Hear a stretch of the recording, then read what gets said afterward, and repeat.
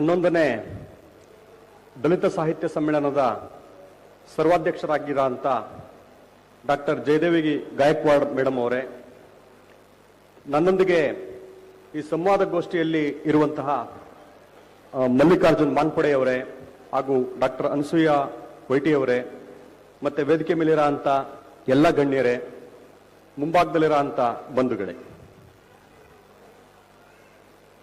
ಈ ಸಂವಾದ ವಿಷಯದಲ್ಲಿ ಒಳಗೆ ಮತ್ತೆ ಹೊರಗೆ ಎಂಬುದನ್ನ ಹೇಗೆ ಅರ್ಥೈಸಿ ಚರ್ಚೆಗೆ ಎತ್ಕೊಳ್ಬೇಕೆಂದು ಯೋಚಿಸಿದಾಗ ನನಗೆ ಒಳಗದ್ದು ಏನಂತಂದ್ರೆ, ಈಗಂತೂ ಯಾವಾಗ ಕೇಂದ್ರ ಸರ್ಕಾರ ಅನಾಯಾಸವಾಗಿ ಇಡಬ್ಲ್ಯೂಎಸ್ಗೆ ಶೇಕಡ 10 ಮೀಸಲಾತಿಯನ್ನು ನಿಗದಿಪಡಿಸಿ ಜಾರಿಗೊಳಿಸಿತೋ ಆಗಿನಿಂದ ಮೀಸಲಾತಿಯಿಂದ ಹೊರಗೆ ಎನ್ನುವ ಮಾತೆ ಅಪ್ರಸ್ತುತ ಅಂತ ಅನಿಸ್ತದೆ.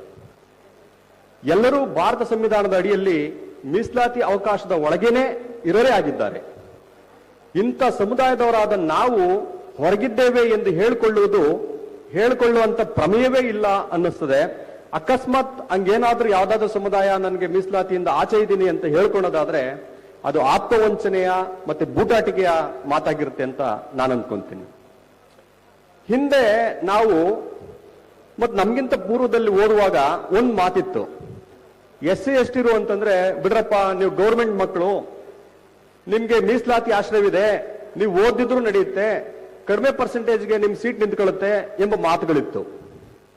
ಆ ಮಾತಿಗೆ ಆ ಕಾಲದಲ್ಲೂ ಮನ್ನಣೆ ಇರಲಿಲ್ಲ. ಯಾಕಂತಂದ್ರೆ ಆಗಲೂ ಅಥವಾ ಯಾವ ಕಾಲದಲ್ಲೂ ಪರಿಶಿಷ್ಟ ಜಾತಿಯವರಿಗೆ 15%, ಪರಿಶಿಷ್ಟ ವರ್ಗದವರಿಗೆ 3%, ಒಟ್ಟು ಸೇರಿ 18% ಇತ್ತು. ಬಿಟ್ರೆ ಇನ್ನು 2A, 2B, 3A, 3B, category 1 ಈ ತರ ಇನ್ನು 32 ಶೇಕಡ 50 ತಗೊಳ್ಳೋದಾದ್ರೆ ಇನ್ನು 32% ಬೇರೆ ಇತರ ಎಲ್ಲಾ ಸಮುದಾಯಗಳಿಗೂ ಕೂಡ ಹಂಚಿಕೆ ಆಗಿದ್ದಂಥದ್ದು.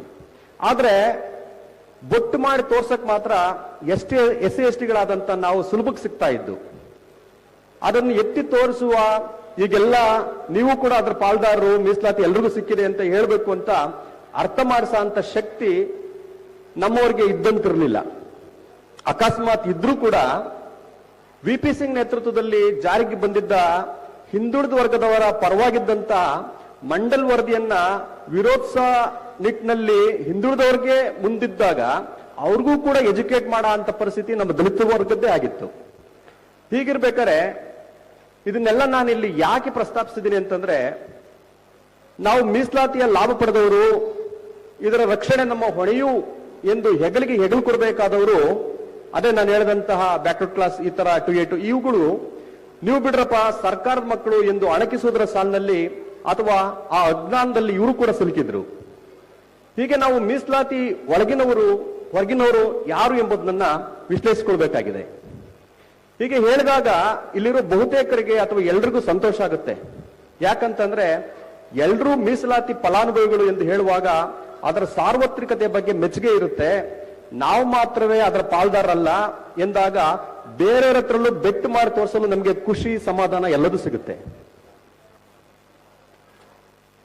ಆದ್ರೆ ನಮಗೆ ಮೀಸಲಾತಿಯ ಪಾಲ್ ಸಿಕ್ಕಿಲ್ಲ, ಅನ್ಯಾಯವಾಗಿದೆ, ಯಾವುದೋ ಒಂದೆರಡು ಜಾತಿಗಳು ಮಾತ್ರ ಅದರ ಗರಿಷ್ಠ ಪ್ರಮಾಣದ ಬಳಕೆದಾರರಾಗಿದ್ದಾರೆ, ನಮಗೆ ಒಳ ಮೀಸಲಾತಿ ಕೊಡಿ ಎಂದು ಕೇಳಿದಾಗ ನಿಧಾನಕ್ಕೆ ಮೇಲಿನ ಸಂದರ್ಭದಲ್ಲಿದ್ದ ಸಾರ್ಥಕ ಭಾವ ಚೂರ್ ಚೂರೇ ಕರಗದಂತಾಗುತ್ತೆ. ಅಂದ್ರೆ ನಾವಿಲ್ಲಿ ಅರ್ಥ ಮಾಡ್ಕೊಬೇಕಾಗಿರೋದು ಏನಂತಂದ್ರೆ, ದಲಿತೇತರರು ನಾವು ಮೀಸಲಾತಿಯಿಂದ ಹೊರಗಿದ್ದೇವೆ ಎನ್ನುವುದಕ್ಕೂ ದಲಿತರಲ್ಲೇ ಒಂದು ಬಹುದೊಡ್ಡ ಸಮುದಾಯ ಒಂದು ನಮಗೆ ಮೀಸಲು ಪಾಲು ಸಿಕ್ಕಿಲ್ಲ, ನಾವು ಹೊರಗಿದ್ದೇವೆ ಎಂಬುದಕ್ಕೂ ವ್ಯತ್ಯಾಸವಿದೆ. ಈ ಎರಡೂ ವಿದ್ಯಮಾನಗಳನ್ನ ಒಂದೇ ಆಗಿ ನೋಡದೆ ಒಳಗಣ್ಣಿನಿಂದ, ಅಂತಃಕರಣದ ಕಣ್ಣಿನಿಂದ, ಸಹಾನುಭೂತಿಯಿಂದ ನೋಡಬೇಕಾಗಿದೆ.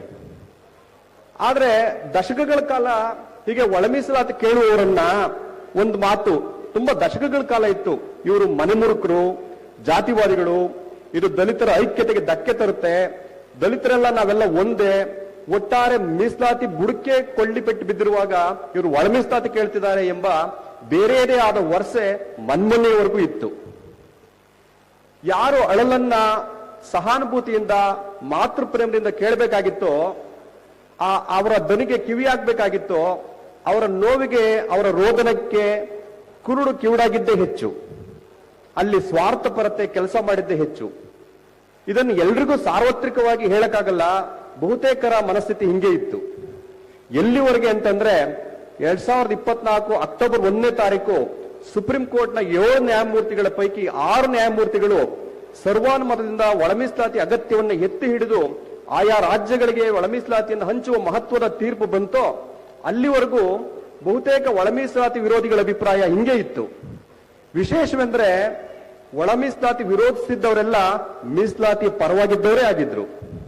ಯಾವಾಗ ಸುಪ್ರೀಂ ಕೋರ್ಟ್ ತನ್ನ ಮಹತ್ವದ ತೀರ್ಪನ್ನು ಪ್ರಕಟಿಸಿತೋ ಆಗ ಅನಿವಾರ್ಯವಾಗಿ ಬಿದ್ದ ಸೋದರ ಸಮುದಾಯದವರು ಮತ್ತೆ ಎಲ್ಲ ಇವುಗಳು ಕೂಡ ಅಷ್ಟೇ ಯಾಕೆ ಆಡಳಿತಾರೂಢ ಸರ್ಕಾರಗಳು ಸಹ ತಮ್ಮ ನಿಲುವನ್ನ ಸಡಿಲಿಸ್ಕೊಂತ ಬಂದು ಈ ಸತ್ಯವನ್ನ ಒಪ್ಕೊಳ್ಳೋದು ಕಷ್ಟ ಆದ್ರೂ ಕೂಡ ನಾವು ಒಪ್ಕೊಳ್ಳೇಬೇಕು. ಇವತ್ತಿಗೂ ನನಗೆ ಅನ್ಸೋದೇನಪ್ಪಾ ಅಂತಂದ್ರೆ ಅಕಸ್ಮಾತ್ ಸುಪ್ರೀಂ ಕೋರ್ಟ್ ತೀರ್ಪು ಏನಾದ್ರೂ ಬರದೇ ಇದ್ದಿದ್ರೆ ಇಲ್ಲಿ ಇದೇ ಜಿಲ್ಲೆಯ ಅಂಬಣ್ಣ ಆರೋಲಿಕರ್ ಆಗಿರ್ಲಿ, ದಾನಪ್ಪಣ್ಣನಾಗಿರ್ಲಿ, ರಕ್ತಮುನಿಯವರಾಗಿರ್ಲಿ, ನರಸಪ್ಪನವರಾಗ್ಲಿ, ಮಾರಪ್ಪನವರಾಗ್ಲಿ ಬರಿಗಾಲಲ್ಲಿ ನಡೀತಾ ಇದ್ರು, ಇಲ್ಲ ಅರಬತ್ಲೆ ಮೆರವಣಿಗೆ ಮಾಡ್ತಾ ಇದ್ರು, ಅಥವಾ ಉಪವಾಸ ಕೂತೇ ಇರ್ತಿದ್ರು, ಇಲ್ಲದೆ ಬೆಳಗಾಂ ಅಧಿವೇಶನದಲ್ಲಿ ಅಷ್ಟೇ ಯಾಕೆ ಇದೇ ದಲಿತ ಸಾಹಿತ್ಯ ಸಮ್ಮೇಳನದ ಯಾವುದೋ ಮೂಲೆಯಲ್ಲಿ ಕಪ್ಪು ಬಾವುಟ ಹಾರಿಸಿ ಬಂಧನಕ್ಕೂ ಧಿಕ್ಕಾರಕ್ಕೂ ಒಳಗಾಗ್ತಾ ಇದ್ರು. ಪ್ರಾಜ್ಞರಾಗಿರೋ ಅಂತ ನಾವೆಲ್ಲ ಮೀಸಲಾತಿ ಒಳಗೆ ಮತ್ತೆ ಹೊರಗೆ ಎಂಬುದನ್ನ ಹೀಗೆ ಅರ್ಥ ಮಾಡ್ಕೊಬೇಕಾಗಿದೆ ಅಂತ. ಬಾಬಾ ಸಾಹೇಬರು ತಮ್ಮ ಸಂವಿಧಾನದ ಆಶಯದಲ್ಲಿ ಕಟ್ಟ ಕಡೆಯ ವ್ಯಕ್ತಿಗೂ ಅವಕಾಶಗಳು ಸಮಾನವಾಗಿ ಹಂಚಿಕೆ ಆಗಬೇಕು ಎಂಬ ಸದಾಶಯದಿಂದ ಮೀಸಲಾತಿಯನ್ನ ಸಂವಿಧಾನಬದ್ಧವಾಗಿ ಜಾರಿಗೆ ತಂದದ್ದು ಒಂದಾದ್ರೆ, ಈಗ ಅವಕಾಶ ವಂಚಿತರಿಗೆ ಅವಕಾಶ ಕಲ್ಪಿಸಿದ್ರಿಂದ ನೀವು ಬಿಡ್ರಪ್ಪ ಗೌರ್ಮೆಂಟ್ ಮಕ್ಕಳು ಎಂದು ಅಣಕಿಸುತ್ತಿದ್ದವರು ಮೀಸಲಾತಿಗೆ ಹೊರಗಿನವರಂತೆ ಕಾಣ್ತಾರೆ. ಅಂತೆಯೇ ಪರಿಶಿಷ್ಟರಲ್ಲೇ ಒಂದು ದೊಡ್ಡ ಸಂಖ್ಯೆಯಾದ ಒಂದು ಸಮುದಾಯ ನಮಗೆ ಮೀಸಲಾತಿ ಪಾಲ್ ಸಿಕ್ಕಿಲ್ಲ, ಮೀಸಲಾತಿಯಿಂದ ಹೊರಗಿದ್ದೇವೆ, ನಮಗೆ ಒಳ ಮೀಸಲು ಕೊಡಿ ಎಂದು 3 ದಶಕಗಳ ಕಾಲ ಬೀದಿಯಲ್ಲೇ ನಿಂತು ಹೋರಾಡ್ತಿದ್ರೆ ಇಲ್ಲಿ ಅಂಬೇಡ್ಕರ್ ಆಶಯದ ಮೀಸಲಾತಿ ಒಳಗಿನವರು ಹೊರಗಿನವರು ಯಾರು ಅಂತ ಅರ್ಥ ಆಗುತ್ತೆ. ಸ್ವತಂತ್ರ ಬಂದು ಸಂವಿಧಾನ ರಚನೆ ಆಗಿ ಕೇವಲ 70 ವರ್ಷದಲ್ಲಿ ಅದರ ಅರ್ಧದಷ್ಟು ಕಾಲವನ್ನ 30ರಿಂದ 35 ವರ್ಷ ಕಾಲವನ್ನ ಒಂದು ಸಮುದಾಯ ನಮಗೆ ಅನ್ಯಾಯವಾಗಿದೆ, ಒಳ ಮೀಸಲು ಕೊಡಿ ಎಂದು ಬೀದಿಯಲ್ಲೇ ಕಳೆದಿದ್ದು ನಿಜ ಅಂಬೇಡ್ಕರ್ ಆಶಯದ ವಿರುದ್ಧದ ನಡೆಯೇ ಆಗಿದೆ. ಪರಿಶಿಷ್ಟರಲ್ಲೇ ಒಂದು ವರ್ಗ ಅವರು ಮೀಸಲಾತಿಯ ಒಳಗಿದ್ದಾರೆ, ನಾವು ಹೊರಗಿದ್ದೇವೆ ಎಂದು ವ್ಯಾಖ್ಯಾನಿಸಿಕೊಂಡು ಅದರ ಸಮತೋಲನಕ್ಕಾಗಿಯೇ ತಮ್ಮ ಜೀವಿತವನ್ನು ಕಳೆದುಕೊಂಡದ್ದು ಈ ಶತಮಾನದ ಒಂದು ವ್ಯಂಗ್ಯವೇ ಸರಿ. ಈ ಒಳ ಮೀಸಲಾತಿ ಹೋರಾಟವನ್ನ ನಾನು ಇನ್ನೊಂದು ಅರ್ಥದಲ್ಲಿ ಸಮಾನತೆಗಾಗಿ ನಡೆದಂತಹ ಸ್ವತಂತ್ರ ಹೋರಾಟ ಎಂದು ಬಣ್ಣಿಸಲು ಇಷ್ಟಪಡ್ತೀನಿ. ಬಾಬಾ ಸಾಹೇಬರು ನಾವು ನೀವೆಲ್ಲ ಮೆಚ್ಚುವಂತ, ಇದಕ್ಕಿಂತ ಹಿಂದೆ ನಾವು ಸಂವಿಧಾನದ ಬಗ್ಗೆ ಗಂಭೀರವಾಗಿ ಮಾತಾಡಿದೀವಿ. ಬಾಬಾ ಸಾಹೇಬರು ಹೇಳ್ತಾರೆ ಸಮಾನತೆ ಇಲ್ಲದ ಸ್ವಾತಂತ್ರ್ಯ ಬಯಸಿದವರಲ್ಲ. ಬಾಬಾ ಸಾಹೇಬ್ರು ಎಂದೂ ಕೂಡ ಸಮಾನತೆ ಇಲ್ಲದ ಸ್ವಾತಂತ್ರ್ಯವನ್ನು ಬಯಸಿದರಲ್ಲ.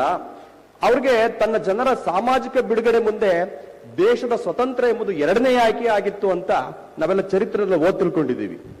ಅಂತೆಯೇ ಪರಿಶಿಷ್ಟರೊಳಗೆ ಸ್ವತಂತ್ರ ನಂತರ ಸೃಷ್ಟಿಯಾದ ಈ ಆರ್ಥಿಕ ರಾಜಕೀಯ ಅಸಮಾನತೆ ಎಂಬುದು 101 ಜಾತಿಗಳಲ್ಲಿ ಕೆಲವು ಜಾತಿಗಳನ್ನು ಮೇಲೆತ್ತುವ ಅಸ್ತ್ರವಾಗಿ ಉಳಿದ 99% ಜಾತಿಗಳಿಗೆ ಅವಕಾಶವಿಲ್ಲದಂತಹದ್ದು ಈ ಜಾತಿಗಳು ಕೆಳಕ್ಕೆ ಬೀಳುತ್ತಾ ಪಾತಾಳ ತಲುಪುತ್ತಾ ಹೋದವು. ಅದರಲ್ಲಿ ಬಹುಸಂಖ್ಯಾತ ಮಾದಿಗ ಜಾತಿ ನೆಲಕಚ್ಚದಲ್ಲಿ ಅಗ್ರಸ್ಥಾನದಲ್ಲಿತ್ತು. ನಾನು ವಿದ್ಯಾರ್ಥಿ ದಶೆನಲ್ಲಿದ್ದಾಗ ನನ್ನ ಚಳುವಳಿಗಾರರು ನನ್ನ ಅನುಭವಕ್ಕೆ ಸಿಗದಿದ್ದ ಒಂದು ಅನುಭವನ ನಾನಿಲ್ಲಿ ಪ್ರಸ್ತಾಪ ಮಾಡೋದಾದ್ರೆ, ಸುಮಾರು 2002 ಅಥವಾ 3ನೇ ಇಸ್ವಿ ಸಂದರ್ಭದಲ್ಲಿ ತುಮಕೂರಿನಲ್ಲಿ ನಾವು PUC ಓದ್ತಾ ಇದ್ದು, ಸಮಾಜ ಕಲ್ಯಾಣ ಇಲಾಖೆ ಒಂದು ಹಾಸ್ಟೆಲ್ನಲ್ಲಿ PUC ಓದ್ತಾ ಇದ್ದು. ಅವಾಗ DSS ನವರು ಡೈನಿಂಗ್ ಹಾಲ್ಗೆ ನಮ್ಮ ಊಟದ ಹಾಲಿಗೆ ಬರ್ತಾ ಇದ್ರು. ಸುಮಾರು 8 ಗಂಟೆ 8ವರೆಗೆ ಊಟದ ಟೈಮ್ಗೆ DSS ನವರು ಬರ್ತಾ ಇದ್ರು. ಆ ಬಂದಂತ DSS ನವರು ಬಹುತೇಕ ಅದರಲ್ಲಿ ಸರ್ಕಾರಿ ಆಗಿರ್ತಿದ್ರು, ಬಿಳಿ ವಸ್ತ್ರ ಧರಿಸಿರೋ ಅಂತರಾಗಿದ್ರು. ಒಂಥರ ಅವರು ಡಿಗ್ನಿಫೈಡ್ ಆಗಿ ಇರ್ತಿದ್ರು. ಅವರೆಲ್ಲ ನಮ್ಮ ಹಾಸ್ಟೆಲ್ ಬರ್ತಿದ್ದಂತ ಅವರುಗಳು ಆಗ ವಿಚ್ರಾಯ ಸ್ಥಿತಿಯಲ್ಲಿದ್ದಂತ BSP ರ್ಯಾಲಿಗಳಿಗೆ ಕರ್ಕೊಂಡು ಹೋಗಲು ಬರ್ತಿದ್ರು ನಮ್ಮನ್ನ. ಆಗ DSS BSP ಯನ್ನ ತನ್ನ ರಾಜಕೀಯ ಪಕ್ಷವಾಗಿ ಒಪ್ಕೊಂಡಿತ್ತು. ದೇಶದ ರಾಜ್ಯದ ನಾನಾ ಭಾಗಗಳಲ್ಲಿ ನಡೆಯುತ್ತಿರುವಂತ ದಲಿತರ ಮೇಲಿನ ದೌರ್ಜನ್ಯಗಳನ್ನು ಪ್ರತಿಭಟಿಸಲು, ನಮ್ಮನ್ನು ಹಣಿಗೊಳಿಸಲು DSS ನವರು ನಮ್ಮ ಹಾಸ್ಟೆಲ್ಗಳಿಗೆ ಬರ್ತಿದ್ರು. ಅವರು ನೇರ ಡೈನಿಂಗ್ ಹಾಲ್ಗೆ ಬಂದು ಎಲ್ಲರನ್ನೂ ಉದ್ದೇಶಿಸಿ ಮಾತಾಡ್ತಾ ಇದ್ರು. ಇವರೆಲ್ಲ ಹೋದ ನಂತರ ಸುಮಾರು 10-11 ಗಂಟೆ ಸುಮಾರಿಗೆ ಒಂದು ಜಾತಿ ಸಮುದಾಯದವರು ಡೈನಿಂಗ್ ಹಾಲಿಗೆ ಬರ್ತಿರ್ಲಿಲ್ಲ, ಅವ್ರ ರೂಮ್ಗಳಿಗೆ ಬರ್ತಾ ಇದ್ರು. ಅವ್ರು ಮಾದಿಗ ದಂಡೋರ್ದಾರ ಆಗಿರ್ತಿದ್ರು. ಇವರು ಸಾಮೂಹಿಕವಾಗಿ ಎಲ್ಲರೂ ಇರುತ್ತಿದ್ದ ಡೈನಿಂಗ್ ಹಾಲಿಗೆ ಬರ್ತಿರ್ಲಿಲ್ಲ, ಪ್ರತ್ಯೇಕವಾದ ರೂಮ್ಗಳಿಗೆ ಬಂದು ಇವ್ರ ಭಾಷಣಗಳು ಹೆಂಗಿದ್ದಪ್ಪ ಅಂದ್ರೆ, ಮಾದಿಗರಾದ ನಮ್ಗೆ ಅನ್ಯಾಯ ಆಗಿದೆ, ನಮ್ಮ ಪಾಲಿನ ಅನ್ನವನ್ನ ಅಣ್ತಂದಿರು ಕಿತ್ತು ತಿಂತಾ ಇದ್ದಾರೆ, ನಮ್ಗಿಲ್ಲದಂತಾಗಿದೆ, ಒಬ್ಬರೇ ತಿಂತಿದ್ದಾರೆ, ಹಣ್ಣು ತಿಂದು ನಮ್ಮ ತುಟಿಗೆ ಸಿಪ್ಪೆ ಸವರಲಾಗ್ತಿದೆ, ಅಷ್ಟೇ ಎಚ್ಚರಾಗಿ ಒಳ ಮೀಸಲಾತಿಗೆ ಹೋರಾಡೋಣ ಬಂದಿ ಎಂದು ಕರೆ ಕೊಡ್ತಾ ಇದ್ರು. DSS ನಲ್ಲಿ ಬರ್ತಿದ್ದರು, ಬಿಳಿ ಅಂಗಿ ಇಟ್ಕೊಂಡು ಸರ್ಕಾರಿ ನೌಕರರು ಮುತ್ಸದ್ದಿಗಳಂತೆ ಕಾಣ್ತಿದ್ರೆ, ಒಳ ಮೀಸಲಾತಿ ಹೋರಾಟಗಾರರಲ್ಲಿ ಪಡ್ಡೆ ಹುಡುಗರು, ಗಡ್ಡದಾರಿಗಳು, ಹಸ್ದರಂತೆ, ಬೆವತರಂತೆ ಕಾಣ್ತಾ ಇದ್ರು. ಸ್ವತಂತ್ರ ಹೋರಾಟದಲ್ಲಿ ಮಂದಗಾಮಿಗಳು, ತೀವ್ರಗಾಮಿಗಳು ಇದ್ದಂತೆ ಅದೇ DSS ನವರು ಅದೇ ಮಂದಗಾಮಿಗಳಂತೆ ಕಂಡ್ರೆ, ಯಾಕಂಗಂತ ಹೇಳ್ತೀನಿ ಅಂತಂದ್ರೆ, ಅವರು ದಲಿತ ಎಂಬ ಸಮಷ್ಟಿ ಪ್ರಜ್ಞೆಯಲ್ಲಿ ಇರ್ತಾ ಇದ್ರು DSS ನವರು. ತಮ್ಮದೇ ಜಾತಿಯ ಮಾದಿಗ ದಂಡೋರದವ್ರನ್ನ ಅದೇ DSS ನವರು ಇವ್ರು ಮನೆಮುರುಕರು, ಜಾತಿವಾದಿಗಳು, ಅವ್ರನ್ನ ಸೇರಿಸಬೇಡಿ ಎಂದು ಮೊದಲು ಹೇಳ್ತಿದ್ರು. ನಂತರ 90ರ ದಶಕದಲ್ಲಿ ಸುಮಾರಿಗೆ ತಾವೂ ಸಹ ಮಾದಿಗರು ಅನ್ಯಾಯವಾಗಿದೆ ಎಂಬುದನ್ನ ನಿಧಾನವಾಗಿ ಮನಗಾಣಿಕೊಂಡು ಆದ್ರೆ ಬಹಿರಂಗವಾಗಿ ಮಾದಿಗ ದಂಡೋರದವ್ರನ್ನ ಬೆಂಬಲಿಸ್ತಿರ್ಲಿಲ್ಲ. ನನಗಿದೊಂಥರ ಬಾಬಾ ಸಾಹೇಬರು ದಲಿತರ ಪ್ರತ್ಯೇಕ ಕ್ಷೇತ್ರಕ್ಕೆ ಬೇಡಿಕೆ ಇಟ್ಟಿದ್ದ 1932ರ ಪೂನಾ ಒಪ್ಪಂದವನ್ನು ಜ್ಞಾಪಿಸ್ತದೆ. ದಲಿತರ ಹಕ್ಕಿನ ಬೇಡಿಕೆಯನ್ನ ಗಾಂಧಿ ಅನುಯಾಯಿಗಳು ಇದ್ದ ಕಮ್ಯುನಲ್ ಅವಾರ್ಡ್ ಅಂತ ಕರೆದ್ರಲ್ಲ, ಅಷ್ಟೇ ಅಪಾಯಕಾರಿಯಾಗಿತ್ತೇನೋ ಅಂತ ನನಗನ್ನಿಸ್ತದೆ. ಇದು ಇವರು ಮಂದಗಾಮಿಗಳಂತ ಕಂಡ್ರೆ, ಜಗದ ಮುಂಚಿಗ ಮಹಾ ಆದಿಗ ನಾವು ಮಾದಿಗ ನಾಮದ ಅಂತ ಹಾಡು ಬರ್ಕೊಂಡು ಇದು ಜಾತಿ ಕೇಂದ್ರಿತ ಒಳ ಮೀಸಲಾತಿ ಹಾಡುಗಳನ್ನ ಕಟ್ಟಿ ಹಾಡುತ್ತಿದ್ದ, ಸೈಕಲ್ ಜಾಥಾ, ಅರೆಗತ್ಲೆ ಮೆರವಣಿಗೆ, ರಾಜಕಾರಣಿಗಳಿಗೆ ಗೆರವು ಹಾಕ್ತಿದ್ದವರು ಇವರು ತೀವ್ರಗಾಮಿಗಳಂತೆ ಕಾಣ್ತಾ ಇದ್ರು. ಈ ರಾಯಚೂರಿನೆಲ್ಲ ದಲಿತ ಸಂಘರ್ಷ ಸಮಿತಿಯನ್ನ ಅತ್ತ ಒಳ ಮೀಸಲಾತಿ ಹೋರಾಟ ಎರಡನ್ನೂ ಅದೆಷ್ಟು ಉತ್ಕಟವಾಗಿ ಜೀವಿಸಿತ್ತು ಅಂತಂದ್ರೆ, ಈ ಎರಡೂ ಮಾದರಿಗಳನ್ನ ನನ್ನ ಕಣ್ಮುಂದೆ ಹಿಂಗೆ ಸುಳಿದೋಗುತ್ತೆ. ಒಂದೇ ವೇದಿಕೆಯಲ್ಲಿ ಅಣ್ಣ ದಾನಪ್ಪಣ್ಣ ಬರೆದಂತ ಅಂಬೇಡ್ಕರ ಹೇಳಿದ ಮಾತ ಮರೆಯಬೇಡಿ ಮರೆತು ಮಲಗಬೇಡಿ ಅಂತ ಇದು DSS ನ ರಾಷ್ಟ್ರಗೀತೆಯೇ ಆಗಿದ್ರೆ, ಇದೇ ನೆಲದಿಂದ ಬಂದ ಮಾದಿಗಳನ್ನ ಏನು ಮಾತನಾಡದೆ ಮೌನವ ಆದೆಯೋ ಎದ್ದೇಳೋ ಮಾದಿಗಣ್ಣ ಅಂತ ಈ ಎರಡೂ ಹೋರಾಟ ಗೀತೆಗಳು ಅಂಬಣ್ಣನವರ ಒಂದೇ ಕೊರಳ ದನಿಯಿಂದ ಒಡಮೂಡ್ತಿದ್ದವು. ಈಗ ಒಳ ಮೀಸಲಾತಿ ಜಾರಿಯಾಗುತ್ತಿರ ಆಸುಪಾಸಿನ ಈ ವರ್ಷಗಳಲ್ಲಿ ನಮ್ಮ ಯುವಕವಿ ದಾನಪ್ಪ ಪ್ರಶಾಂತ್ ಬರೆದಿರ ಅಂಬೇಡ್ಕರ ಯಾರು ಅಂಬೇಡ್ಕರ, 10 ತಲೆಯ ಜ್ಞಾನ ಹೊತ್ತ ರಾವಣಾಸುರ, ಭಾರತಾಂಬೆಗೆ ಹೊಸ ಬಟ್ಟೆ ಹೊಲದ ಟೈಲರ ಎಂಬ ಹೊಸ ಬಗೆಯ ನುಡಿಗಟ್ಟುಗಳಿಂದ ಬಂದಿರ ಅಂತ ಈ ಕವಿತೆ ಇದೆಯಲ್ಲ, ಇದು ಉತ್ತರ, ದಕ್ಷಿಣ, ಪೂರ್ವ, ಪಶ್ಚಿಮ ಎಲ್ಲ ಕಡೆ ಕೇಳ್ಬರ್ತಾ ಇದೆ.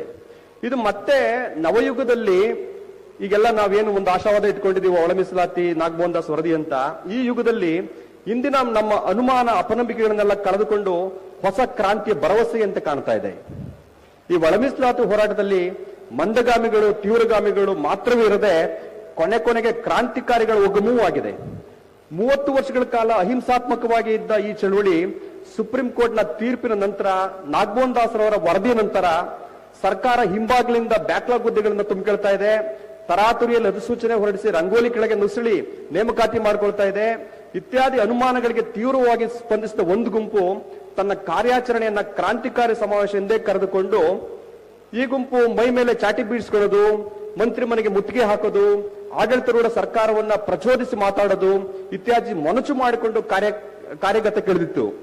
ಇದರಲ್ಲಿ ಯಾರು ಸಫಲ ಆದ್ರು, ಯಾರು ವಿಫಲ ಆದ್ರು ಅನ್ನೋ ಚರ್ಚೆ ಕೈ ಹಾಕದೆ ತನ್ನ ಸಮುದಾಯಕ್ಕಾಗಿರೋ ಅಂತ ಅನ್ಯಾಯವನ್ನ, ವಂಚನೆಯನ್ನ, ಸಿಗಬೇಕಾದ ಪಾಲು ಪಡೆಯಲೇಬೇಕು ಅಂತ ಕಾಲಕ್ಕೆ ಸ್ಪಂದಿಸಿದ ಬಗೆ ಇದು ಅಂತ ನಾನು ಅಂದ್ಕೊಂತೀನಿ. ಈ ಮಧ್ಯೆ ಮಾದಿಗರ ಈ ಹಸಿವಿನ ಅನ್ಯಾಯದ ಹೋರಾಟವನ್ನ ಇದು ರಾಜಕೀಯ ಪ್ರೇರಿತವಾದ್ದು, ಆ ಪಕ್ಷ ಕೇಂದ್ರಿತ, ಈ ಬಲಪಂಥೀಯ ಕೇಂದ್ರಿತವಾಗಿದೆ, RSS ನ ಪಿತೂರಿದೆ ಎಂದು ಕರೆದು ಹಸಿದವರ ಅನ್ನದ ಪ್ರಶ್ನೆಯನ್ನ ಅಣಕಿಸಿ ಅಪ್ರಸ್ತುತಗೊಳಿಸುವ, ದಿಕ್ಕು ತಪ್ಪಿಸುವ ಕ್ರಿಯೆಗಳು ಅವ್ಯಾಹತವಾಗಿ ಹೊರಗಿನಿಂದ ನಡೆಯುತ್ತಲೇ ಇದ್ವು. ಇದೆಲ್ಲವನ್ನು ಭೇದಿಸಿಕೊಂಡು ಮಾದಿಗರ ಒಳ ಮೀಸಲಾತಿ ಹೋರಾಟ ತನ್ನ ದಾರಿಯನ್ನು ಇನ್ನಷ್ಟು ಮನಚು ಮಾಡಿಕೊಂಡು ಸೂಕ್ಷ್ಮವಾಗಿಸಿಕೊಂಡು ಮುನ್ನಡೆದದ್ದು ಆಶ್ಚರ್ಯಕರ ಸಂಗತಿಯೇ ಸರಿ. ಚಳವಳಿ ತನ್ನ ಪ್ರಬುದ್ಧವಾದಂತೆಲ್ಲ ಮೊದಲು ಮಾದಿಗ ದಂಡೋರವೆಂದು ಶುರುವಾದ ಸಂಘಟನೆ ಮಾದಿಗ ಮೀಸಲಾತಿ ಹೋರಾಟ ಸಮಿತಿಯಾಗಿ, ನಂತರ ಒಳ ಮೀಸಲಾತಿಗಾಗಿ ಪರಿಶಿಷ್ಟ ಜಾತಿಗಳ ಐಕ್ಯತಾ ಒಕ್ಕೂಟ ಅಂತ ಹೇಳಿ ಹೀಗೆ ವಿಸ್ತರಿಸ್ಕೊಳ್ತಾ ಹೋಯಿತು. ಮೊದಲು ಮಾದಿಗರು ತಮ್ಗೆ ಅನ್ಯಾಯವಾಗಿದೆ ಎಂದು ತಾಲೂಕ್ ಕಚೇರಿ ಮುಂದೆ, ಜಿಲ್ಲಾಧಿಕಾರಿಗಳ ಕಚೇರಿ ಮುಂದೆ ಪ್ರತಿಭಟಿಸುತ್ತಿದ್ದರೆ, ದಲಿತೇತರ ಯಾರಿಗೂ ಕೂಡ ಇದು ಅರ್ಥವೇ ಆಗ್ತಿರ್ಲಿಲ್ಲ. 30 ವರ್ಷದ ಈ ಸುದೀರ್ಘ ಹೋರಾಟದಲ್ಲಿ ಮಾದಿಗರು ತನ್ನದೇ ಜಾತಿಯ DSSನವರ ಕಣ್ತರಿಸಿದ್ದೂ ಅಲ್ಲದೆ ದಲಿತೇತರ ಇತರ ಪ್ರಗತಿಪರರನ್ನು ಈ ನಿಟ್ಟಿನಲ್ಲಿ ಎಜುಕೇಟ್ ಮಾಡಿ ಕೊನೆಗೆ ಹೌದು ಮಾದಿಗರು ಅನ್ಯಾಯವಾಗಿದೆ, ಒಳಮೀಸಲಾತಿ ಜಾರಿಯಾಗದೆ ದಲಿತರ ಐಕ್ಯತೆ ಸಾಧ್ಯವಿಲ್ಲ ಎಂಬ ನಿಲುವಿಗೆ ಬರುವಷ್ಟು ದಲಿತೇತರನ್ನು ಕಣ್ತರಿಸಿತು. ಮಾದಿಗರ ಹೋರಾಟ ವೇದಿಕೆಗಳಲ್ಲಿ ದಲಿತೇತರ ಸಾಹಿತಿ ಪ್ರಗತಿಪರರು, ಇವರ ವೇದಿಕೆಗಳಲ್ಲಿ ಕಲಾವಿದರು ನಿಂತು ಮಾತಾಡುವಂತಾಯಿತು. ಎಲ್ಲ ಪಕ್ಷಗಳು ಒಳ ಮೀಸಲಾತಿಯನ್ನ ತಮ್ಮ ಪಕ್ಷದ ಪ್ರಣಾಳಿಕೆಗಳಲ್ಲಿ ಅಳವಡಿಸಿಕೊಳ್ಳುವಷ್ಟು ಅನಿವಾರ್ಯತೆಯನ್ನ ಈ ಹೋರಾಟ ಸೃಷ್ಟಿ ಮಾಡಿತು. ಹೆಸರಿಲ್ಲದ, ವಯಸ್ಸಿಲ್ಲದ, ಮುಖಮೂತಿ ಇಲ್ಲದ ಕೆಲವೇ ಹೋರಾಟಗಾರರಿಂದ ಶುರುವಾದಂತ ಈ ಒಳ ಮೀಸಲಾತಿ ಹೋರಾಟ ಕೊನೆಗೆ ಸುಪ್ರೀಂ ಕೋರ್ಟ್ನ ಕಣ್ತರಿಸಿದ್ದಷ್ಟು ಪ್ರಬುದ್ಧವಾಗಿ ಬೆಳೆದದ್ದು ಅತ್ಯಂತ ಮಹತ್ವದ ಹೆಜ್ಜೆ ಗುರುತಾಗಿದೆ. ಈ ಮಾದಿಗರ ಒಳ ಮೀಸಲಾತಿ ಹೋರಾಟ ಕೇವಲ ತನ್ನ ಸಮುದಾಯದ ಬಿಡುಗಡೆಗೆ ಅಷ್ಟೇ ಹೋರಾಡದೆ ಇನ್ನಿತರ 101 ಜಾತಿಗಳಿಗೂ ಬಿಡುಗಡೆಗೆ ಒದಗಿಸಿದೆ. ಪ್ರಾತಿನಿಧ್ಯವೇ ಇಲ್ಲದಂತ ಅಲೆಮಾರಿ ಸಮುದಾಯಗಳಿಗೆ 1% ಮೀಸಲಾತಿ ಪಡೆಯುವಂತ ಕನಸು ಕಾಣುವಂತ ಅವಕಾಶವನ್ನ ಈ ಹೋರಾಟ ಕಲ್ಪಿಸಿಕೊಟ್ಟಿದೆ. ಅಂತೆಯೇ ನಮ್ಮ ಪಾಲನ್ನ ಹೆಚ್ಚಾಗಿ ಪಡೆದಿದ್ದಾರೆ ಎಂಬ ಅಪನಂಬಿಕೆ ಹೊತ್ತಿದ್ದ ಸೋದರ ಸಮುದಾಯವನ್ನ ಆರೋಪದಿಂದ ಮುಕ್ತವಾಗಿಸಿದೆ. ಒಳ ಮೀಸಲಾತಿ ನಂತರ ದಲಿತರ ಐಕ್ಯತೆ ಇನ್ನಷ್ಟು ಗಟ್ಟಿಯಾಗುತ್ತಿದೆ. ಯಾಕೆಂದ್ರೆ ಈಗ ಯಾರ ತಟ್ಟೆಗೂ ಬೇರೆ ಯಾರೂ ಕೈ ಹಾಕ್ತಾ ಇಲ್ಲ, ಅವರವರ ತಟ್ಟೆಗೆ ಅವರವರ ಕೈಯೇ ಬಿದ್ದಿದೆ. 35 ವರ್ಷಗಳಷ್ಟು ಈ ಸುದೀರ್ಘ ಹೋರಾಟದಲ್ಲಿ ಮನೆ ಮಠ ಕಳ್ಕೊಂಡಂತ ಹೋರಾಟಗಾರರು ಅದೆಷ್ಟೋ ಇದ್ದಾರೆ. ಶಿಕ್ಷಣ, ಉದ್ಯೋಗವಿಲ್ಲದೆ ಈ ಅನ್ಯಾಯದ ವಿರುದ್ಧ ಬೀದಿಯಲ್ಲೇ ಇದ್ದು ವಯಸ್ಸು, ಆಯಸ್ಸು ಎಲ್ಲ ಕಳ್ಕೊಂಡ ಲಕ್ಷಾಂತರ ನಿರುದ್ಯೋಗಿಗಳಿದ್ದಾರೆ. ಹುಬ್ಬಳ್ಳಿ ಸಮಾವೇಶದಲ್ಲಿ ವಾಪಸ್ ಬರುವಾಗ ಪ್ರಾಣ ತೆತ್ತ 11 ಜನಗಳ ಜೀವಗಳ ಉಸಿರು ಈ ಹೋರಾಟದ ಹೆಸರಿನಲ್ಲಿದೆ. ರಾಯಚೂರಿನಿಂದ, ಬೀದರ್ನಿಂದ ಬರಿಗಾಲ್ನಲ್ಲಿ ನಡೆದು ರಾಜಧಾನಿ ತಲುಪಿದ ಹಸಿದವರ ಪಾದದ ನೆತ್ತರು ಕಲೆ ಈ ಹೋರಾಟದ ಬೆನ್ನಿಗಿದೆ. ಈ ಇಡೀ 30 ವರ್ಷದಲ್ಲಿ ಮಾದಿಗರ ಕೊರಳು ಕೂಗು ಇಲ್ಲದೆ ಯಾವ ದಿನವೂ ಮುಕ್ತಾಯಗೊಂಡಿಲ್ಲ. ಸ್ವತಂತ್ರ ನಂತರದಲ್ಲಿ, ಏಕೀಕರಣದ ನಂತರದಲ್ಲಿ ಸಮಾನತೆಗಾಗಿ ತನಗೆ ಸಿಕ್ಕಬೇಕಾದ ಹಕ್ಕಿನ ಸಲುವಾಗಿ ಇಷ್ಟು ದೀರ್ಘ ಹೋರಾಟ ನಡೆಸಿದ ಯಾವುದಾದ್ರೂ ಚಳುವಳಿ ಇದ್ದರೆ ಅದು ಮಾದಿಗರು ಮಾತ್ರವೇ ನಡೆಸಿದಂತಹ ಒಳ ಮೀಸಲಾತಿ ಹೋರಾಟವಾಗಿದೆ. ಈ ಚಳುವಳಿಗೆ ಬೆನ್ನಾಗಿ ನಿಂತಿದ್ದ ಅನೇಕರು ತಮ್ಮ ಜೀವಿತದಲ್ಲಿ ಒಳ ಮೀಸಲಾತಿ ಅವಕಾಶವನ್ನು ಕಾಣದೆ ಕಣ್ಮರೆಯಾದ ಅನೇಕ ಚೇತನಗಳಿದೆ. ಸಾಹಿತಿ KB ಸಿದ್ದಯ್ಯನವರು, CS ಪಾರ್ಥಸಾರಥಿ, ಇಲ್ಲಿನ ಅನೇಕ ಹೋರಾಟಗಾರನ್ನ ರಾಜಧಾನಿಗೆ ತಲುಪಿಸಿದಂತವರು CS ಪಾರ್ಥಸಾರಥಿ, M ಜಯಣ್ಣ, ಯಲ್ಲಪ್ಪ ಭೂತಯ್ಯ, ಹೂಡಿ ವೆಂಕಟೇಶ್ ಇಂಥ ಮುಂತಾದ ಅಸಂಖ್ಯಾತ ಚೇತನಗಳು ಇಲ್ಲಿ ಸ್ಮರಿಸಬಹುದಾಗಿದೆ. ಸ್ವತಂತ್ರ ಹೋರಾಟಗಾರರಿಗೆ ಅವರ ಸೇವೆ, ತ್ಯಾಗವನ್ನ ಗೌರವಿಸಿ ಮಾಶಾಸನ ಕೊಡುವ ಸರ್ಕಾರಗಳು ಸಮಾನತೆಗಾಗಿ ಈ ಕಾಲು ಶತಮಾನದಲ್ಲಿ ತಮ್ಮ ಬದುಕು, ಯೌವನ, ಆಯಸ್ಸು ಎಲ್ಲವನ್ನೂ ಕಳ್ಕೊಂಡಿರೋ ಅಂತ ಒಳ ಮೀಸಲಾತಿ ಹೋರಾಟಗಾರರಿಗೆ ಯಾಕೆ ಮಾಶಾಸನ ಕೊಟ್ಟು ಅವರನ್ನ ಗೌರವಿಸಬಾರದು ಮತ್ತು